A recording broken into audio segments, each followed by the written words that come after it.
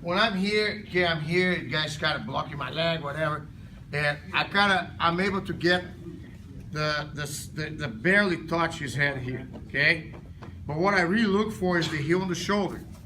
Now, once I'm here, I kind of pivot the heel like this. See, that's what allows me to pull a little bit and then create the angle for the second heel. And then from here, I start to do my swim. Boom, break the guy's base, and then from here we go. You guys follow that? One more time, slow. So I'm here, defending, the guy's passing, I kind of keep moving a little bit there. I'm always trying to kind of keep my hip up. Once I go here, make sure you don't let the guy push your leg out, okay?